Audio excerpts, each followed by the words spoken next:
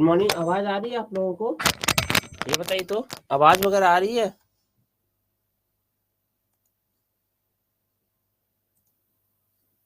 Good morning. Audio video clear है? Okay, clear है सब कुछ, ठीक है। 1 मिनट रुक जाइए आप लोग, बस 1 मिनट।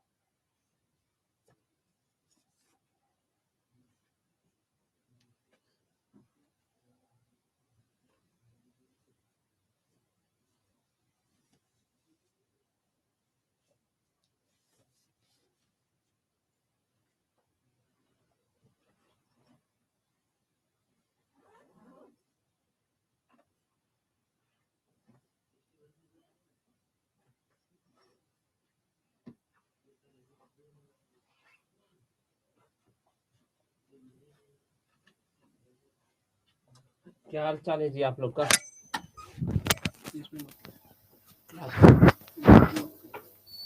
ओके सर, आप लोग को थोड़ा सा डिस्टर्ब होगा। 2 मिनट के लिए मुझे थोड़ा स्टूडियो चेंज करना है। ओके।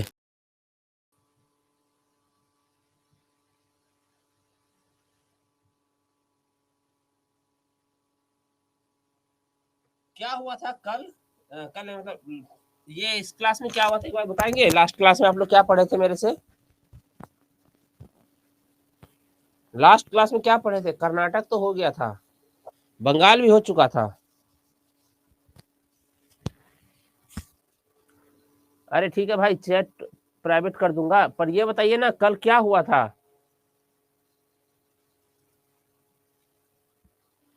कल क्या हुआ था बताइए।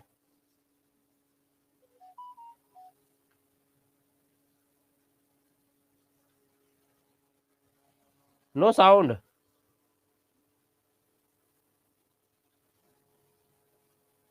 प्लासी बक्सर तो हो गया था, मुझे पता है। कर्नाटक हुआ था, कर्नाटक वार हुआ था, कर्नाटक हुआ था।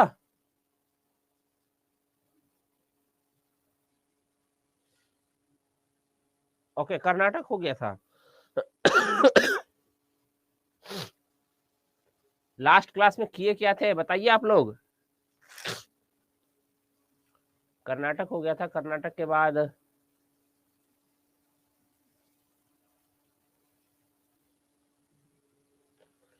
कर्नाटक युद्ध हो गया था, उसके बाद बंगाल भी हो गया था। मैसूर हुआ था, मैसूर, एंग्लो मैसूर, एंग्लो मैसूर हुआ था। कोई बता नहीं रहा है कहाँ तक हुआ था। अच्छा, बंगाल तक हुआ था, ठीक है। तो फिर एंग्लो मैसूर होगा अब।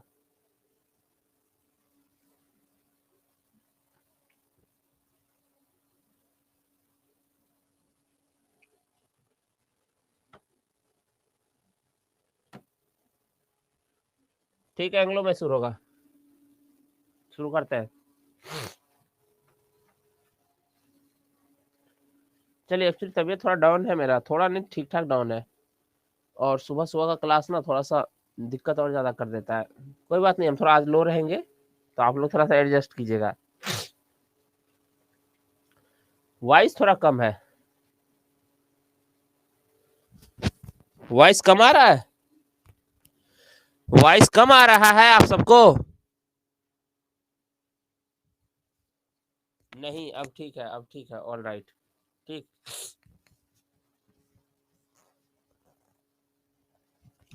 ठीक है, फिर शुरू करते हैं। चलिए, अब शुरू करते हैं हम लोग। हाँ, देखिए, बंगाल का अधिग्रहण हो गया, अब मैसूर का, एंग्लो मैसूर और मैसूर का अधिग्रहण पढ़ते हैं। तो आप लोग को पता है मैसूर का अधिग्रहण, ठीक है। मैसूर में किसका शासन था? हैदर अली का शासन था। तो एंग्लो मैसूर वॉर 4 हुए थे। कितने हुए थे Anglo Mysore war? 4 Anglo Mysore war हुए थे।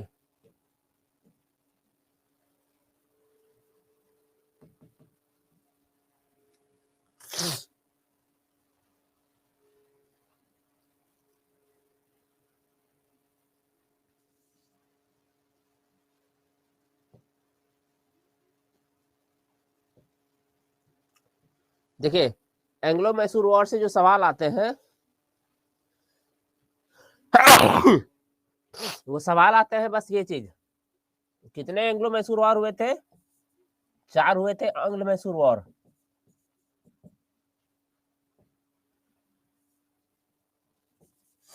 एंग्ल मैसूर युद्ध, ठीक, कितने हुए थे?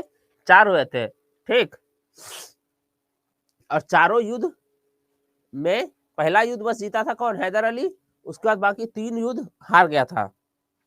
और उन तीनों के बारे में पूछता है कि जो तीनों युद्ध हुए थे, मतलब बाकी युद्ध जो हुए थे वो खत्म किस संधि से हुए थे, बस ये सवाल पूछता है। उसके अलावे थोड़ा सा सवाल पूछता है टीपू सुल्तान से पर्सनली, उसके बाद कुछ खास नहीं पूछता है, ठीक। तो हम लोग यही देख लेंगे बस। हालांकि मैंने नोट्स में काफी कुछ दे दिया हुआ है आप लोगों को, नोट्स इतना दे दिया है कि अगर कोई ऊपर लेवल का भी तैयारी कर रहा है तब भी हो जाएगा, लेकिन तब भी उसका काम मतलब इस नोट से बन जाएगा। लेकिन याद रखिएगा कि जो आप लोग को एग्जाम में पूछेगा बस जल्दी जल्दी हिस्ट्री ही कंप्लीट होगा अब, ठीक। ये है मैसूर का क्षेत्र पूरा का पूरा शुरुआत में, बाद में इसको घटा घटा करके छोटा कर दिया था। देखिए मैसूर के बारे में मैं छोटा 1-2 चीज बता देता हूँ। मैसूर वॉर जो हुआ था, एक तरफ अंग्रेज थे, शुरुआत में एक तरफ हैदर अली था, बाद में टीपू सुल्तान था। तो टीपू सुल्तान से थोड़ा सा इंडिपेंडेंट सवाल आता है, तो याद रखिएगा जब टीपू सुल्तान ने ये किया, हमारा तबीयत खराब है आज, मेरा दिमाग भी थोड़ा काम नहीं कर रहा है, ठीक है, थोड़ा सा आप लोग एडजस्ट कर लीजिएगा। मैं आज मैसूर वॉर खत्म कर दूंगा, जितना एग्जामिनेशन में पूछेगा वो मैं यहाँ टिक कर दूंगा। उसके बाद आप लोग उसी टिक से जब पॉज कर करके नोट्स बनाएंगे तो उसी टिक से बनाएंगे, ठीक है। टिक मतलब वो देखेंगे ना कि कहाँ टिक रहा है। सबसे पहले विजयनगर साम्राज्य का जब पतन हुआ तो मैसूर में वडियार वंश का शासन आया, ठीक है। तो याद रखिएगा हैदर अली ने जब कब्जा किया, मैसूर पर अधिकार किया, तो उस वक्त कौन से वंश का शासन था? तो वडियार वंश का शासन था हैदर। तो किसका शासन था? वडियार वंश का शासन था, ठीक। शुरुआत में हैदर अली एक सैनिक के रूप में नियुक्त हुआ, लेकिन वो अपनी प्रतिभा के दम पे क्या हुआ, प्रमोट हो करके क्या बन गया? मैसूर का शासक बन गया। लेकिन मैसूर का शासक बनने से पहले वो क्या था? वो डिंडीगुल का गवर्नर था, ठीक है। चलिए, तो मैसूर का शासक बनने से पहले वो डिंडीगुल का फौजदार बना था। कब? 1755 में। क्या 1755 याद करना है? नहीं, इतना माइंड नहीं लगाना है, इतना दिमाग नहीं भरना है अपने आप को, ठीक है। बाकी 1761 तक वो क्या हुआ? मैसूर का सबसे प्रभावशाली व्यक्ति बन गया था। लेकिन 1766 में आकर के उसने स्वयं को क्या बोला? राजा घोषित कर दिया कि हम ही राजा हैं, ठीक। हालांकि मराठाओं से आगे चल के युद्ध में वो हार गया था, और मराठाओं को क्या किया था? चौथ देना भी स्वीकार किया था। मराठे क्या करते थे? हरा करके चौथ वसूलते थे। मराठों में पढ़ेंगे हम लोग, या अभी देख लीजिए कि मराठे जब भी किसी को हराते थे तो उससे क्या वसूलते थे? चौथ। एक बार सवाल पूछा था चौथ में कितना प्रतिशत होता था, तो चौथ का मतलब ये होता है चौथा, चौथा भाग। चौथा भाग का क्या मतलब होता है? 25%। यही होता है ना, चौथ का मतलब चौथा भाग 25%। पहले 4 आना चलता था, 16 आना बराबर 100 पैसा, 4 आना बराबर 25 पैसा। तो चौथ में याद रखिए, चौथ से याद रखना आसान होगा। चौथ वसूलता था, चौथ चौथा भाग से बना है, और चौथा भाग 25% है। मेरे ख्याल से इसका तो नोट्स में लिखने की जरूरत नहीं है, ठीक है। उसके बाद फर्स्ट एंग्लो मैसूर वॉर हुआ कब? टाइम लाइन याद कर लीजिएगा युद्ध का, सिर्फ 1767 से लेकर 1769, 2 साल तक चला था, ठीक है। इस युद्ध में हुआ क्या था? देखिए, इस युद्ध में हुआ ये था कि अंग्रेजों ने निजाम और मराठा, ये 2 पेंदी के लुटे थे उस वक्त, कभी उधर जाते थे कभी इधर आते थे। तो निजाम और मराठों के साथ क्या क्या संधि कर अंग्रेजों ने हैदर अली पर आक्रमण कर दिया। कहानी सुन लीजिए, इसका नोट्स नहीं बनाना है, बस ये याद रखिएगा। हाँ, ये याद रखिए, प्रथम आंग्ल मैसूर युद्ध 1767 से 1769 के बीच हुआ था। अंग्रेजों ने क्या किया? हैदराबाद के निजाम और मराठाओं के साथ संधि किया, और तीनों का जो ट्रॉयका बना उसने क्या किया? अटैक कर दिया। किसके ऊपर? हैदर अली पर। लेकिन हैदर अली सैनिक के साथ साथ एक कूटनीतिज्ञ भी था। टीपू सुल्तान के हारने का एक बड़ा रीजन ये भी था कि वो हैदर अली बहादुर तो था, पर टीपू सुल्तान जैसा हैदर अली जैसा कूटनीतिज्ञ नहीं था। उसने क्या किया, मराठों और निजाम को अंग्रेजों से अलग कर दिया। बोला वो क्या देगा तुमको, उसके साथ जीतोगे तो मेरे साथ लड़ो, उससे ज्यादा मिलेगा। वो गैंग्स ऑफ वासेपुर में डायलॉग नहीं है, उसके साथ काम करते हो तो क्या मिलता है, रोटी, मेरे साथ काम करो पूरा बकरा मिलेगा। तो वही दिया इसको लालच, और मराठे और निजाम ने क्या किया, अंग्रेजों से संधि तोड़ दी। जैसे ही अंग्रेज अकेले पड़े, हैदर अली हावी हो गया। हैदर अली हावी हुआ तो अंग्रेजों को लग गया क्या कि अब तो हम हार जाएंगे। अब उसको क्या लगा, अब हम हार जाएंगे। और अंग्रेजों में एक बात थी, क्वालिटी था, वो युद्ध को तभी तक जारी रखता था जब तक उसको लगता था जीत सकते हैं। जैसे ही युद्ध लग जाता था कि मेरे हाथ से कंट्रोल हो रहा है, तो युद्ध को जारी नहीं रखता था। पूरी तरह खत्म होने से अच्छा है संधि करके बचा लो अपने आप को, बाद में देख लेंगे। तो हैदर अली ने के सामने क्या किया, अंग्रेजों ने संधि प्रस्ताव रखा। ठीक, बाकी दक्षिण भारत में हैदर अली पहला शासक था जिसने क्या किया, ये इंग्लिश में नोट्स है, अंग्रेजों को हराया था। तो जब हैदर अली के सामने अंग्रेजों ने संधि प्रस्ताव रखा प्रथम आंग्ल मैसूर युद्ध में, जो हुआ था 1760 से लेकर 1767 से लेकर 1769 के बीच, तो हैदर अली को भी लगा चलो ठीक है यार कर लो संधि, और उसने संधि कर ली, मद्रास की संधि। कहाँ की संधि कर ली, मद्रास की, 1769 में। तो 1767 से 1769 तक चला प्रथम आंग्ल मैसूर युद्ध, बस इतना याद रखना है। और ये खत्म कब हुआ, खत्म हुआ था मद्रास की संधि से। ठीक, इतना याद रखना है, एग्जाम में यही याद है। उसके बाद कुछ खास नहीं है, सब संधि के बाद दोनों जीते हुए प्रदेश लौटा दिए, सब बिल्कुल भी नहीं दिमाग लगाना है। ठीक, फिर हुआ द्वितीय आंग्ल मैसूर युद्ध, वो कब हुआ, 1780 से लेकर 1784। ये युद्ध का कारण क्या था पता है, इस युद्ध का कारण यह था कि मद्रास की संधि का उल्लंघन किया था किसने, अंग्रेजों ने। संधि में क्या लिखा हुआ था, एक दूसरे का जीते हुए क्षेत्र लौटा दिया, और ये मित्रता संधि थी।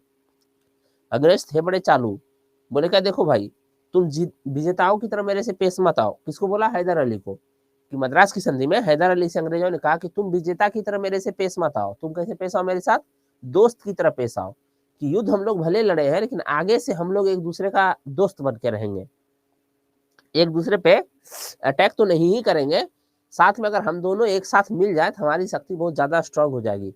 तो आगे से अगर तुम पे हमला होगा तो हम आएंगे, हम पे हमला होगा तो तुम आओगे। तो हैदर अली बोला हाँ ये भी सही है, एक बड़ी शक्ति दोस्ती का हाथ बढ़ा रहा है तो मिलाना चाहिए। हैदर अली ने दोस्ती का हाथ बढ़ा के मतलब उसका स्वीकार कर लिया। तो जीतने के बावजूद भी अंग्रेजों को नुकसान नहीं पहुंचाया, उसके क्या बोलते हैं क्षेत्रों को कब्जे में नहीं लिया, तो अंग्रेज बच गए। लेकिन आगे चल के क्या हुआ, मराठाओं ने 1770-71 में क्या किया, हैदर अली पे आक्रमण किया। हुए झगड़े होते रहते थे, मराठे तो वैसे भी करते रहते थे। तो मद्रास की संधि के अकॉर्डिंग हैदर अली ने अंग्रेजों को बोला मदद करो। अंग्रेज बोला ना, ये ना हो पाएगा।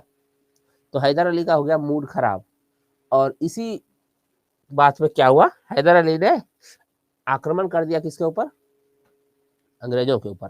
ठीक, बाकी आक्रमण होने के बाद अलकाट ये वो आंग्ल मैसूर युद्ध, ये सब मतलब नहीं याद रखना है, इतना से याद रखना है कि इस ये क्या था कि 1769 की मद्रास की संधि की शर्तों का उल्लंघन किया था अंग्रेजों ने, जिसके कारण द्वितीय आंग्ल मैसूर युद्ध शुरू हुआ था। ठीक, इस युद्ध में क्या हुआ, इस युद्ध में एक युद्ध याद रखिएगा, ये अक्सर पूछता है जो हैदर अली को, पोर्टो-नोवा का युद्ध, बस पोर्टो-नोवा का युद्ध याद रखिएगा। ठीक है, बाकी हैदर अली और अंग्रेजों के बीच हुआ था 1781 में। और ये किसका भाग था पोर्टो-नोवा का युद्ध, ये भाग था सेकेंड एंग्लो मैसूर वॉर का। ठीक, ये पार्ट था, कौन सा, पोर्टो-नोवा का युद्ध। इसमें एक तरफ तो हैदर अली था, दूसरी तरफ अंग्रेज था। अंग्रेजों में अगर ज्यादा याद करने का मन हो तो अंग्रेजी सेना का नेतृत्व तो आयरकूट कर रहा था। हाँ, आयरकूट कर रहा था। ठीक है, तो अगर ज्यादा याद रखने का मन हो तो बस इतना याद रख लीजिएगा कि हैदर अली और आयरकूट था अंग्रेजी की तरफ से, और पोर्टो-नोवा का युद्ध था। इस युद्ध में क्या हुआ, हार गया कौन, हैदर अली। जब हार गया और घायल भी थोड़ा सा हो गया था, तो हैदर अली को शारीरिक आघात तो लगा था, मानसिक आघात भी लगा था। उसको उम्मीद ही नहीं था कि वो हारेगा, लेकिन वो क्या हुआ, हार गया। जब हार गया तो क्या हुआ, वो महल में गया, आराम कर रहा था और वहीं पे मर गया, मतलब युद्ध में घायल होने के कारण और मानसिक क्षति के कारण। तो ये याद रखना है, पोर्टो-नोवा का युद्ध सेकेंड एंग्लो मैसूर वॉर का था पार्ट, और ये 1781 में हुआ था। पोर्टो-नोवा का युद्ध 1781 में हुआ था और ये क्या था, द्वितीय आंग्लो मैसूर युद्ध का पार्ट था। लेकिन उसके बाद क्या हुआ, टीपू सुल्तान जो उसका बेटा था उसने युद्ध को जारी रखा। ये भी काफी क्या था, मतलब ये था बहादुर था। तो लेकिन टीपू सुल्तान को समझ में आ गया कि युद्ध को जारी रखने का कोई फायदा नहीं है, हम जीत नहीं पाएंगे। तो टीपू सुल्तान ने भी क्या किया, अंग्रेजों के सामने संधि का प्रस्ताव रखा। और आगे चल के क्या हुआ, टीपू और अंग्रेजों के बीच हुआ संधि कहाँ, 1748 का संधि हुआ। टीपू और अंग्रेजों के बीच कौन सी संधि हुई, 1748 की। एक सेकंड के लिए जरा होल्ड कीजिएगा। तो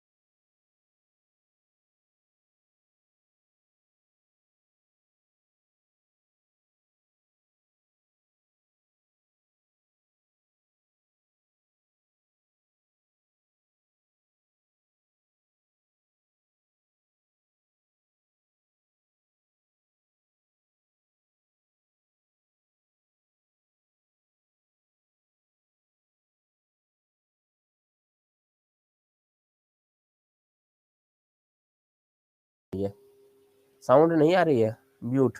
ओके, अब आ रही होगी। सॉरी, हम अनम्यूट करना भूल गए थे, अनम्यूट करना भूल गए थे। Okay sorry. हाँ, तो हम कहाँ थे, बस ये याद रख लीजिएगा। मैं मंगलोर संधि याद रखना है। अगर इतना याद रखना होगा कि 82 में क्या हुआ था, 1782 में हैदर अली की मृत्यु हुई थी, इतना से याद कर सकते हैं। अभी देखिए बात को, अब आगे समझिए। फर्स्ट और सेकेंड एंग्लो मैसूर वार हो गया। अब थर्ड और फोर्थ एंग्लो मैसूर वार होगा टीपू के साथ प्रॉपर। सेकेंड एंग्लो मैसूर में आधा युद्ध लड़ा कौन, हैदर अली, बाकी आधा लड़ा टीपू। लेकिन फिर टीपू जब शासक बना तो टीपू ने कई सारे नवाचारी कदम उठाए, कई सारे नवाचारी कदम उठाए। तो उन नवाचारी कदमों से सवाल आता है, ठीक। तो सबसे पहले टीपू सुल्तान शासक बना अपने पिता हैदर अली की मृत्यु के बाद, ठीक है। टीपू समझदार था, एक बहादुर था, दो और थोड़ा फ्यूचरिस्टिक था। फ्यूचरिस्टिक मतलब जो आगे की सोचता है वैसा था। थोड़ा कूटनीतिज्ञ कम था, हैदर अली जैसा नहीं था कूटनीतिज्ञ, अपने पप्पा से कूटनीति में बस कम था। तो इसके बारे में दो चार नवाचारी बात याद रखना है। जैसे नवाचारी बात में क्या याद रखना है कि ये पहला भारतीय शासक था जिसने रॉकेट का इस्तेमाल किया था, किसमें, युद्ध में। यहाँ आग लगाओ, उड़ के उधर गिरेगा, जो आजकल चलता है। तो रॉकेट का इस्तेमाल किसने पहली बार किया था, मतलब अब ये रॉकेट नहीं है जो अग्नि प्राइम और अग्नि फर्स्ट सेकंड, ऐसा रॉकेट नहीं था, मतलब एक छोटा मोटा रॉकेट। तो रॉकेट का इस्तेमाल सबसे पहले किसने किया था युद्ध में, तो वो किया था टीपू सुल्तान ने। एक इसने पहला शासक था भारत का जिसने ये रियलाइज किया था मध्य का, मतलब उस समय अंग्रेजों के समय, कि सैन्य शक्ति दरअसल राज्य की शक्ति नहीं होती है। राज्य की शक्ति उसकी आर्थिक शक्ति होती है। अगर पैसा है ना तो कुछ भी हो सकता है। तो अंग्रेज इसलिए मजबूत नहीं है, उसकी सेना बहुत मजबूत है। अंग्रेज इसलिए मजबूत है क्योंकि उसके पास संपत्ति बहुत ज्यादा है, ठीक। बंगाल का पूरा अधिग्रहण कर लिया है, अमीर है वो। इसी बात पर क्या हुआ था, पहला मतलब उसने क्या किया था, अपनी एक खुद की व्यापारिक कंपनी बनाई थी। जैसे ईस्ट इंडिया कंपनी है, फ्रांसीसी ईस्ट इंडिया कंपनी है, डच डैन, ये सब है, पुर्तगाली है। ठीक वैसे ही उसने भी एक व्यापारिक कंपनी बनाया और देश विदेश व्यापार शुरू करवाने का प्लान बनाया।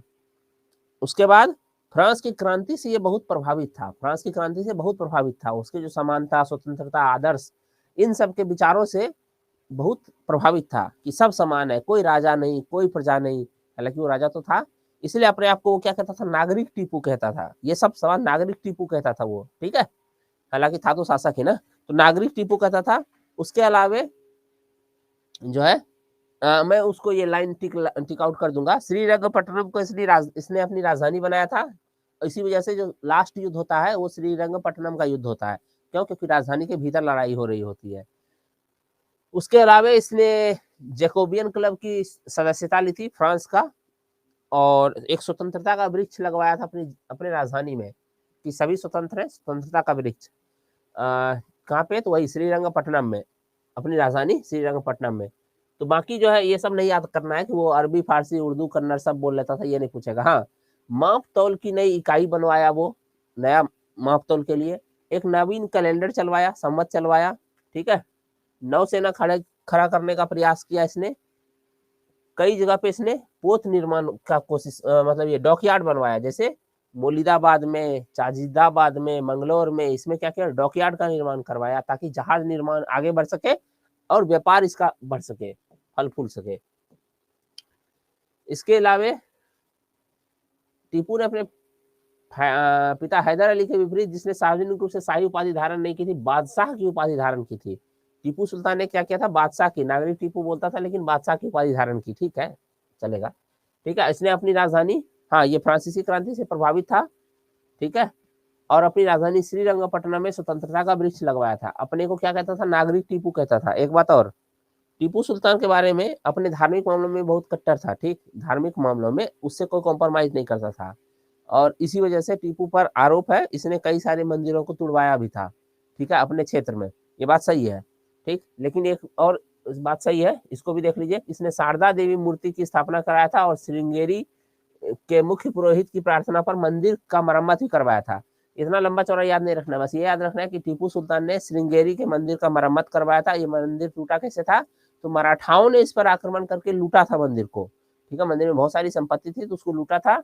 इसी वजह से क्या हुआ था, देखिए मराठा घुड़सवारों ने श्रृंगेरी शारदा मंदिर को लूटा था, जिससे नुकसान हुआ था, तो उस मंदिर के मरम्मत के लिए इसने धन वगैरह भी दिया था, ठीक है। टीपू भारत का प्रथम शासक था जो आर्थिक शक्ति को सैन्य शक्ति की नींव मानता था। मतलब वही बात हुआ जो बताए थे ना कि दरअसल सैन्य शक्ति असल शक्ति नहीं है, पैसा मायने रखता है। जैसे अभी कहते हैं भारत का सैनिक मजबूत है, पाकिस्तान का मजबूत नहीं है, सब कुछ सिचुएशन ऐसा ही रहने दीजिए। पाकिस्तान के पास भी 500-600 बिलियन डॉलर का रिजर्व आ जाए तो क्या करेगा अपने लिए, S-400 राफेल वगैरह सारा विमान उमान सब कुछ खरीद लेगा, सब कुछ सारे इक्विपमेंट से लेस हो जाएगा, ठीक है। बाकी इसमें कुछ है नहीं। और कुछ है जो टीपू के बारे में पढ़ सकते हैं हम लोग, जो एग्जाम पॉइंट ऑफ व्यू से। हाँ ठीक है, विदेशी व्यापार का संबंध बनाने का प्रयास किया, अलग अलग देशों में अपने दूत भेजे। अगर आपको याद रखने का मन करे पढ़ने का तो याद रखिएगा, इसने फ्रांस में दूत भेजा था, नेपोलियन से भी पत्राचार किया था। इनफैक्ट टीपू पर हमला करने का एक कारण यह भी था अंग्रेजों का कि उसको लगता था कि नेपोलियन को ये भारत में आमंत्रित कर रहा है, वैसे किया भी था, ठीक है। तुर्की ईरान वगैरह से, बर्मा वगैरह से संबंध रखा, तुर्की ईरान, पेगू बर्मा को कहते थे पहले, ठीक है। अपने व्यापारिक दूत अरब भेजा, कस्तुनतुनिया भेजा, कस्तुनतुनिया मतलब वही अभी का इस्तांबुल शहर, काबुल, मॉरिशस आदि अपने दूत भेजे थे। अपने धर्म के मामले में रूढ़िवादी था। इन देशों में आधुनिक रूप से दूतावास भी इसने स्थापित किया था। बाकी इसने जो भू राजस्व की व्यवस्था अपनाई वो रैयतवादी व्यवस्था को अपनाया, जमींदारी व्यवस्था नहीं।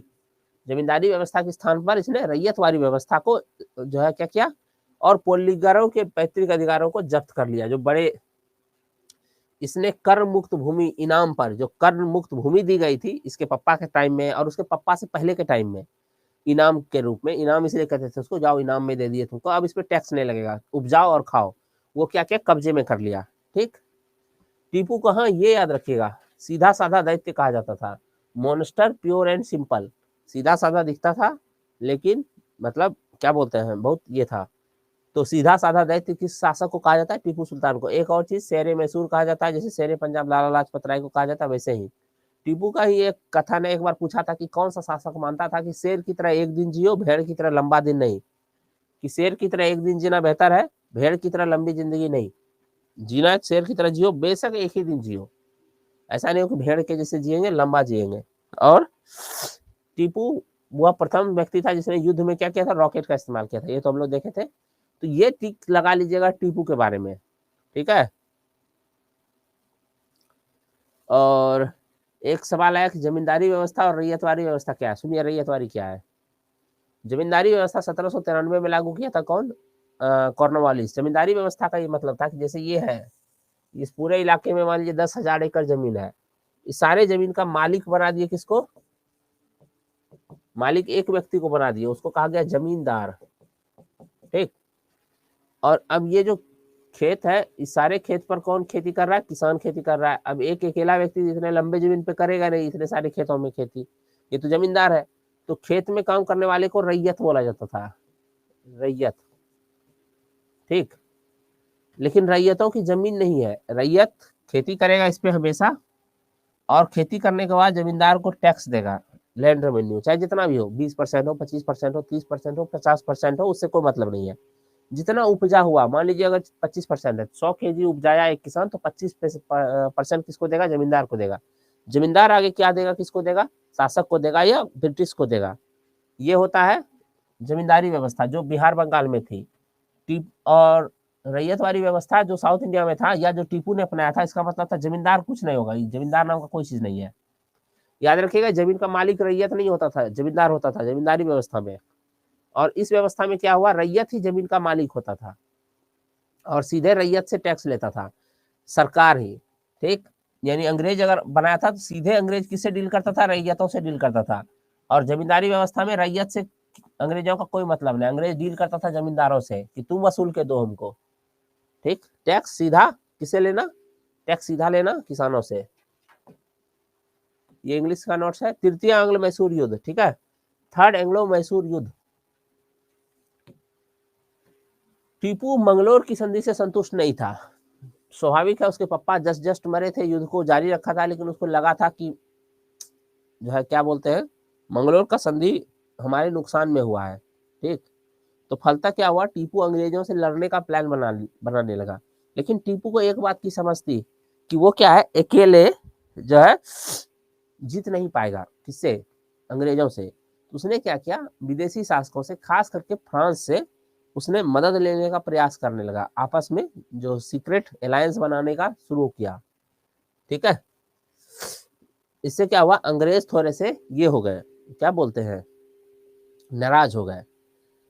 उसके बाद टीपू ने एक और गलती की। उसको क्या लगा कि इतना बड़ा अंग्रेजी साम्राज्य है, तो अंग्रेजी साम्राज्य के सेंटर पे अटैक करने से अच्छा है पहले उन शासकों को निपटाया जाए जो अंग्रेज के सिंथेसाइजर है, ठीक है, मतलब जो अंग्रेज के सहानुभूति रखते हैं, या जो अंग्रेज के सहयोगी हैं, सबसे अच्छा शब्द, जो अंग्रेजों का सहयोगी है, उस सहयोगियों को निपटाते हैं। छोटा छोटा है, उसको निपटा देंगे। तो उसने क्या किया? इसी क्रम में त्रावणकोर पर आक्रमण कर दिया 1789 में, ठीक है। 1789 में त्रावणकोर पर अटैक कर दिया। त्रावणकोर का शासक अंग्रेजों का सहयोगी था, सोचा इसी को पहले निपटाते हैं। उस समय कॉर्नवालिस था कौन? भारत का गवर्नर। तो कॉर्नवालिस ने क्या किया? टीपू के विरुद्ध युद्ध शुरू कर दिया, और उसके बाद वेल्लूर, बेंगलोर पर अधिकार करके श्रीरंगपट्टनम पे आक्रमण किया। बंगलोर पे भी आक्रमण किया, उसको भी जीता, और श्रीरंगपट्टनम पे फाइनल अटैक किया। और श्रीरंगपट्टनम क्या थी? टीपू की राजधानी थी। और हाँ, इस युद्ध में कॉर्नवालिस ने क्या किया? कूटनीति का परिचय दिया और निजाम, हैदराबाद के निजाम और मराठाओं को अपनी तरफ मिला लिया। लेकिन टीपू हैदर अली की तरह इस दोनों को अलग करने में नाकाम रहा अंग्रेजों से। परिणाम क्या हुआ कि टीपू जो है 1792 में संधि के लिए मजबूर हो गया कि भाई गलती हो गया, चलो संधि कर लेते हैं हम लोग, ठीक है, ट्रीटी कर लेते हैं। और फाइनली थर्ड एंग्लो मैसूर वार किस संधि से खत्म हुआ?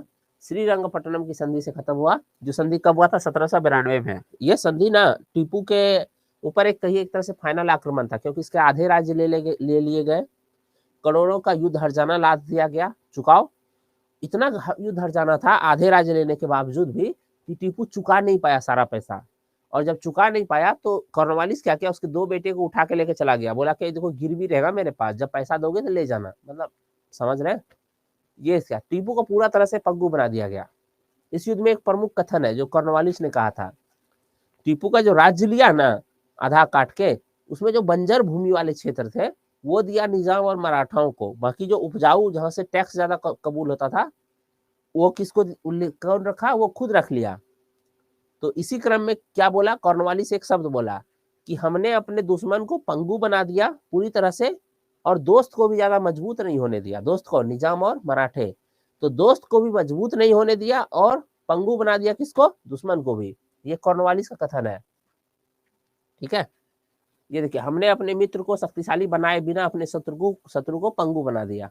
ये कथन किसका है? कॉर्नवालिस का है। बाकी ये सब मत याद रखिएगा, अंग्रेजों को 12 महल, डिंडीगुल, मालाबार मिला, मराठाओं को तुंगभद्रा के उत्तर का भाग मिला, पेन्नार तथा कृष्णा के बीच का क्षेत्र निजाम को मिला। ये सब नहीं याद करना है, ठीक है। बस ये याद करना है कॉर्नवालिस ने कहा था, पूछा गया है, ठीक है। बाकी क्या है, युद्ध हर जाने के रूप में कितना दिया था, 3 करोड़, याद मत करिएगा, याद मत करिएगा, इतना पैसा नहीं पूछता है। और टीपू के 2 क्या हुआ था, पुत्रों को गिरवी रख लिया था, बंधक बना के ले गया, पैसा देना पूरा तो ले जाना बेटा को। फाइनली चतुर्थ आंग्ल मैसूर युद्ध, ठीक, चतुर्थ आंग्ल मैसूर युद्ध का कारण टीपू नहीं था, क्योंकि टीपू अब समझ चुका था कि अब लड़ने का कोई मतलब है नहीं, किससे, अंग्रेजों से। लेकिन अंग्रेज सोच रहे थे कि अब इसमें बचा क्या है, इसको हरा के हड़प ही लेते हैं पूरा, ठीक है। जो युद्ध हम वो बहुत बताते जा रहे हैं, आप लोग जब नोट्स बनाएंगे तो आप लोग को दिखेगा, हम यहाँ टिक लगाए हैं, ठीक है। तो सुनिए अब, तो क्या हुआ, चतुर्थ आंग्ल मैसूर युद्ध का कारण था कि जो है टीपू, अब टीपू तो कमजोर हो चुका था, टीपू अपनी ओर से लड़ने का पूरा प्लान छोड़ चुका था, अब नहीं हो पाएगा। लेकिन अंग्रेज सोच रहा था कि क्या ही मती है, इसको तो आसानी से हरा ही देंगे, जिसको हड़प ही लेते हैं पूरा का पूरा, ठीक।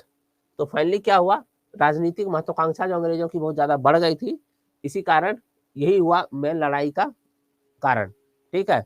दूसरी बात है कि टीपू ने नेपोलियन से पत्र व्यवहार किया था, नेपोलियन से क्या किया था, पत्र व्यवहार किया था कि भाई आओ अंग्रेजों को निपटाओ यहाँ। तो यही कारण बना क्या, टीपू पर हमले का, इसी को कारण बनाया अंग्रेजों ने टीपू पे हमले का, ठीक है। फाइनली क्या हुआ, 4 मई 1799 को टीपू अंग्रेजों की संयुक्त सेना के बीच लड़ाई हुई, और इस लड़ाई में टीपू सुल्तान मारा गया।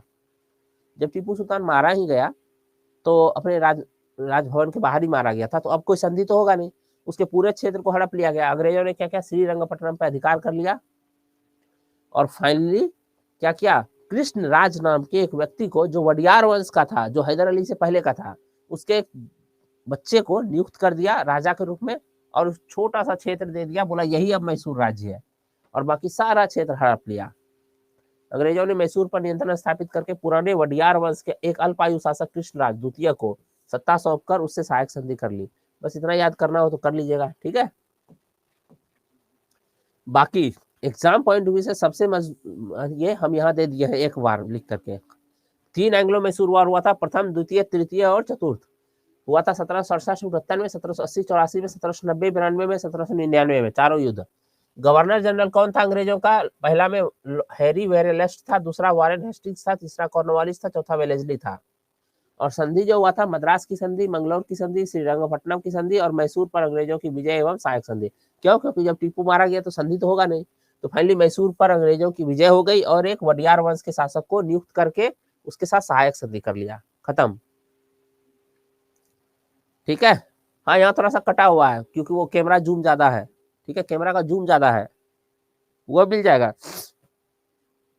नोट्स में मिल जाएगा। हाँ जी, एंग्लो सिख युद्ध दूसरा होता है, वो एंग्लो सिख अलग है, वो पढ़ेंगे बाद में, एंग्लो मराठा पढ़ेंगे। सुनिए ना, अब आज का क्लास ना वैसे 10 मिनट बचा है, लेकिन मैं अब नहीं पढ़ा पाऊंगा, मेरी तबीयत आज खराब है, रात में थोड़ा परेशानी ज्यादा हो गया था, 1 बज गया था सोने में, हम दिल्ली गए हुए थे काम से, सारा काम रुका रहता है सिर्फ संडे सैटरडे के लिए, और संडे सैटरडे छुट्टी का दिन होते हुए भी ज्यादा उस दिन मेहनत पड़ता है, क्योंकि सारा काम हम ही नहीं, सारे सर, ठीक है। एक डाउट है रागिनी, जल्दी से डाउट पूछ लीजिए। पीडीएफ का प्रिंट आउट आपको लैपटॉप से निकलेगा, मोबाइल से नहीं निकलेगा, सारे सर के साथ ये प्रॉब्लम है। बताइए रागिनी, आप कुछ सवाल पूछ रही थी, अच्छा वही पीडीएफ फ्रेश, वो तो बता दिए। आप लैपटॉप से डाउनलोड कीजिए, या तो चले जाइए वहां, क्या बोलते हैं, नेट कैफे में, ठीक है। Bye everyone, bye. आज हम क्लास को ऑफ करते हैं, ठीक है, बाय बाय।